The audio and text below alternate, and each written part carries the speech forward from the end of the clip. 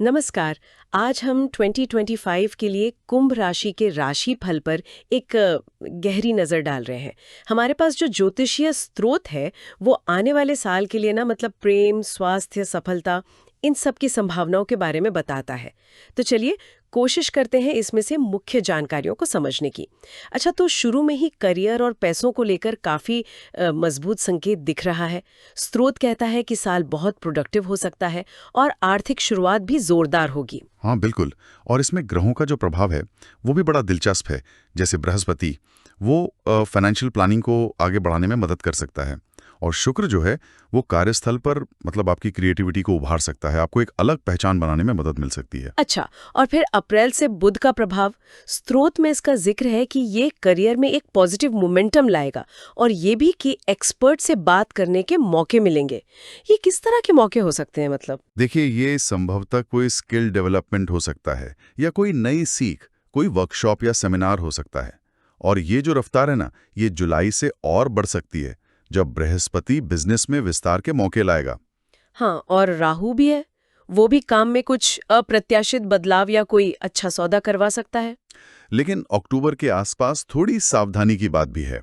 स्रोत कह रहा है कि फाइनेंशियल स्थिति सुधरेगी तो, पर कुछ उतार चढ़ाव भी आ सकते हैं। यहाँ पर साफ सोच और लचीलेपन की जरूरत क्यों बताई गई है? हाँ, वो क्या है ना, ग्रहों के गोचर के कारण कभी-कभी थोड़ी अस्थिरता आ जाती है, अस्थायी होती है।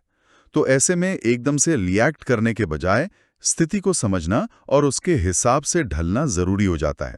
लेकिन अच्छी बात यह है कि साल के अंत तक बृहस्पति फिर से करियर में अच्छी प्रगति की संभावना दिखा रहा है। ठीक है, तो करियर के बाद अब आते हैं प्रेम जीवन पर।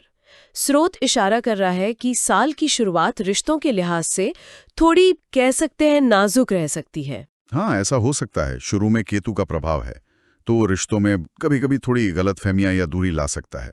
इसलिए स्रोत यहाँ आपसी समझ, थोड़ा समय देने और खुले संवाद पर जोर दे रहा है। हाँ, लेकिन फरवरी मध्य से शुक्र के प्रभाव से लगता है स्थिति बदल रही है।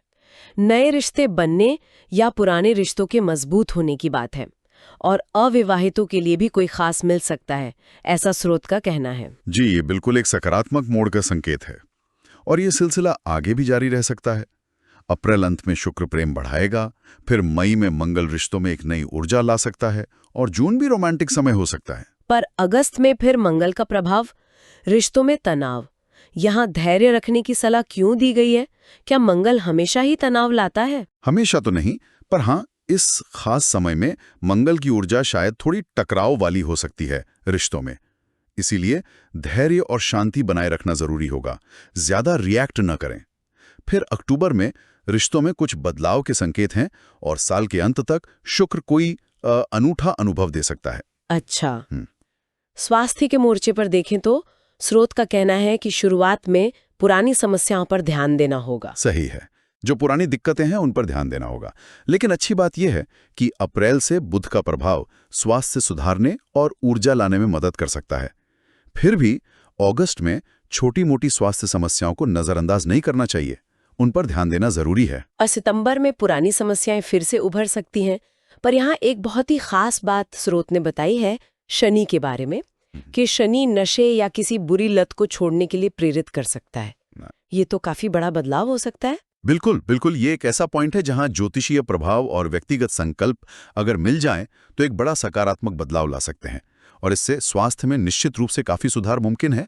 अच्छा, स्वास्थ्य के साथ साथ शिक्षा और व्यक्तिगत विकास पर भी स्रोत कुछ कहता है। हाँ, जैसे कि बृहस्पति पढ़ाई में अच्छी प्रगति में मदद करेगा, खासकर अगर अतिरिक्त मेहनत की जाए। और जुलाई से विदेश में उच्च शिक्षा के अवसर भी बन सकते हैं। ये भी दिलचस्प है। हाँ, और साल के आखिरी तिमाही में पढ़ाई में कॉन्फिडेंस बढ़ने की भी संभावना है। और एक और बात, मई के आसपास जब आर्थिक स्थिरता आएगी ना, तो वो व्यक्तिगत विकास पर ध्यान केंद्रित करने का एक अच्छा मौका दे सकती है। शायद कोई नया कौशल सीखें या अपनी हॉबीज पर काम करें। तो मतलब कुछ बाधाएं आ सकती हैं जैसे शनि की वजह से, लेकिन स्रोत का मानना है कि सही सोच और कोशिशों से साल के अंत तक मजबूत विकास संभव है। हाँ, संशय वो यही है। तो पूरे साल धैर्य की जरूरत पड़ेगी, खासकर अगस्त में। रिश्तों में अनुकूलन क्षमता यानी एडेप्टेबिलिटी चाहिए होगी अक्टूबर में फाइनेंशियल मामलों में। और खुला संवाद वो साल की शुरुआत में रिश्तों के लिए बहुत जरूरी है। तो कुल मिला के अगर देखें 2025 कुंभ राशि के लिए प्रोफेशनल ग्रोथ का साल है, रिश्तों में उतार चढ़ाव के साथ विकास का, स्वास्थ्य पर ध्यान देने का और अवसरों का साल लगता है, बशर्ते कि कोशिश की जाए और थोड़ा लचीलापन दिखाया जाए। एकदम सही कहा। ये पूर्वानुमान जो है वो ग्रहों के संभावित प्रभावों और टाइमलाइन का एक तरह से खाका देता है, लेकिन असल में परिणाम क्या होंगे ये तो इन संभावनाओं के बीच व्यक्ति की अपनी पसंद और उसके कर्मों पर निर्भर करेगा। और हाँ, ये एक महत्वपूर्ण सवाल भी खड़ा करता है। इन सभी संभावित उतार चढ़ावों को देखते हुए 2025 में कुंभ राशि के लिए वो कौन सा एक क्षेत्र हो सकता है जहां अगर वो सचेत होकर प्रयास करें तो सबसे बड़ा और सकारात्मक अंतर ला सकते हैं। इस पर विचार करना शायद काफी दिलचस्प होगा।